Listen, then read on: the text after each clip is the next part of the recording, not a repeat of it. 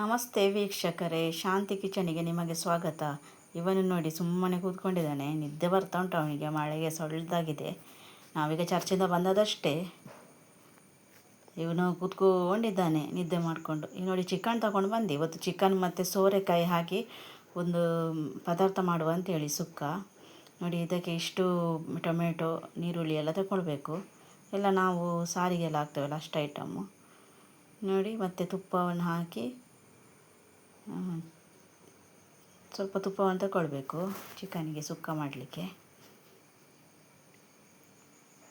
ತುಪ್ಪ ಸಾಕ್ತದೆ, ಎಣ್ಣೆ ಸಾಕ್ತದೆ, ತೆಂಗಿನೆಣ್ಣೆ ಒಳ್ಳೆಯದಾಗ್ತದೆ. ತುಪ್ಪ ಕರಗಿದ ನಂತರ ಅದಕ್ಕೆ ಸ್ವಲ್ಪ ಸಾಸಿವೆ ಹಾಕಬೇಕು.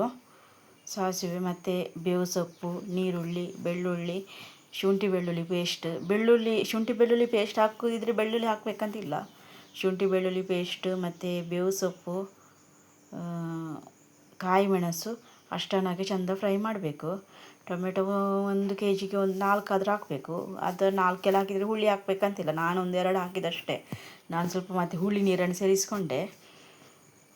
ಇದನ್ನಿಷ್ಟನ್ನು ಚೆಂದ ಮಾಡಿ ಫ್ರೈ ಮಾಡ್ಕೊಳ್ಬೇಕು.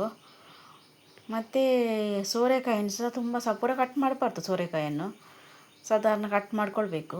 ಸೋರೆಕಾಯಿ ಸಹ ಒಳ್ಳೆಯದು ಸ್ನೇಹಿತರೆ. ಸೋರೆಕಾಯಿ ತಂಪು ಸಹ ಮತ್ತು ಪಿತ್ತ ಶಮನಕ್ಕೆ ಒಳ್ಳೆಯದದು. ಚಿಕನಿಗೆ ಒಳ್ಳೆ ಕಾಂಬಿನೇಷನ್. ಚಿಕನ್ ಹೀಟ್ ಅಲ್ವ, ಇದು ಸೋರೆಕಾಯಿ ತಂಪಲ್ವ, ಹಾಗೆ ಪದಾರ್ಥ ಮಾಡ್ಬೋದು. ಕುಂಬಳಕಾಯಿ ಸಹ ಹಾಕಿ ಸಹ ಮಾಡ್ತಾರೆ ಚಿಕನ್. ಇವತ್ತು ನಾನು ಒಂಥರ ಗಶಿ ಮಾಡ್ತಿದ್ದೇನೆ, ತುಂಬ ಸುಕ್ಕ ಮಾಡೋದಿಲ್ಲ. ಚಿಕನಲ್ಲಿ ನೀರು ಆಗ್ತದೆ, ಅದನ್ನೇ ನಾನು ಡ್ರೈ ಮಾಡೋದಿಲ್ಲ ತುಂಬ. ಇದನ್ನೆಲ್ಲ ಟೊಮೆಟೊನೆಲ್ಲ ಹಾಕಿ ಸ್ವಲ್ಪ ಉಪ್ಪು ಹಾಕಬೇಕು, ಅದು ಬೇಯ್ತದೆ ಬೇಗ ಟೊಮೆಟೊ ಎಲ್ಲ. ಮತ್ತು ಕುಂಬಳಕಾಯಿ ಇದು ಸೋರೆಕಾಯಿ ಹಾಕಬೇಕು. ಸೋರೆಕಾಯಿ ಬೇಗ ಬೇಯ್ತದೆ ಇದು. ಇದು ನಾನು ಮನೆಯಲ್ಲಿ ಮಾಡಿದ್ದು. ಅಂಗಡಿದು ಸಹ ಬೇಯ್ತದೆ ಬೇಗ ಅದು. ಮಾತ್ರ ಸೋರೆಕಾಯಿ ತುಂಬ ಸಣ್ಣ ಪೀಸ್ ಮಾಡಿದರೆ ಬೇಗ ಅದು ಕರಗಿ ಹೋಗ್ಬೋದು. ಇದು ಸೋರೆಕಾಯಿದು ತುಂಡು ಹಾಕಿದ ನಂತರ ಸ್ವಲ್ಪ ಉಪ್ಪು ಹಾಕಬೇಕು, ಕಡಿಮೆ ಇದ್ದರೆ. ಅಷ್ಟನ್ನು ಹಾಕಿ ಚೆಂದ ಮಾಡಿ ನಾವು ಅದನ್ನು ಫ್ರೈ. ಅದರ ಎಕ್ಸ್ಟ್ರಾ ನೀರು ಸೇರಿಸಬಾರ್ದು, ಅದರ ನೀರಲ್ಲೇ ಅದು ಬೇಯ್ತದೆ. ಸುಮಾರಾಗಿ ಬೇಯ್ತಾ ಬರುವಾಗ ಮತ್ತು ನಾವು ಚಿಕನನ್ನು ಸೇರಿಸಬೇಕು. ಚಿಕನ್ ನಾನು 1 kg ತಗೊಂಡು ಬಂದಿದ್ದೇನೆ. 1 kgಗೆ ಒಂದು 3/4 kgಯಷ್ಟು ಸೋರೆಕಾಯಿ ತುಂಡುಗಳನ್ನು ಹಾಕಿದ್ದೇನೆ. ಅದು ಮೊನ್ನೆ ನಮ್ಮ ಗಾರ್ಡನಲ್ಲಿ ಆದ ಸೋರೆಕಾಯಿ ಇತ್ತಲ್ಲ, ಅದರದ್ದು ಅರ್ಧ ತುಂಡು ಇತ್ತು, ಅದನ್ನೇ ನಾನು ಯೂಸ್ ಮಾಡಿದ್ದು ಇವತ್ತು. ಚೆಂದ ಮಾಡಿ ಚಿಕನ್ನು ಸಹ ಫ್ರೈ ಮಾಡಬೇಕು. ಅದರಲ್ಲೇ ಯಾವುದೇ ಸ್ಥಳದ ನೀರು ಸೇರಿಸಬಾರ್ದು. ಇಲ್ಲಿ ನೋಡಿ ಸ್ವಲ್ಪ ಉಪ್ಪು ಹಾಕಿ ಚೆಂದ ಮಾಡಿ ಅದನ್ನು ಫ್ರೈ ಮಾಡಬೇಕು. ಫ್ರೈ ಮಾಡಿ ಮತ್ತು ನಾವು ಅದಕ್ಕೆ ಅರಶಿನ ಹುಡಿ ಮತ್ತು ನಮ್ಮ ಮನೆಯಲ್ಲಿ ಚಿಕನ್ ಮಸಾಲ ಇತ್ತು, ಅದನ್ನೇ ಸೇರಿಸಿದೆ ನಾನೇ ಮಾಡಿದ್ದು. ನೀವು ಅಂಗಡಿಯಿಂದ ತಂದ ಚಿಕನ್ ಮಸಾಲ ಸಹ ಸೇರಿಸ್ಬೋದು. ಯಾವುದು ಸಹ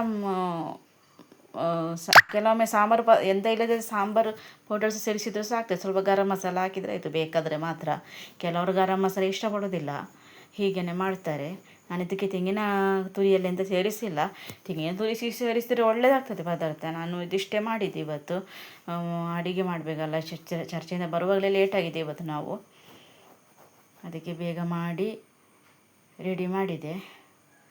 ಇದು ರೈಸಿನೊಟ್ಟಿಗೆ ಮತ್ತು ಸ್ವಲ್ಪ ಹುಳಿ ನೀರು ಹಾಕಬೇಕು.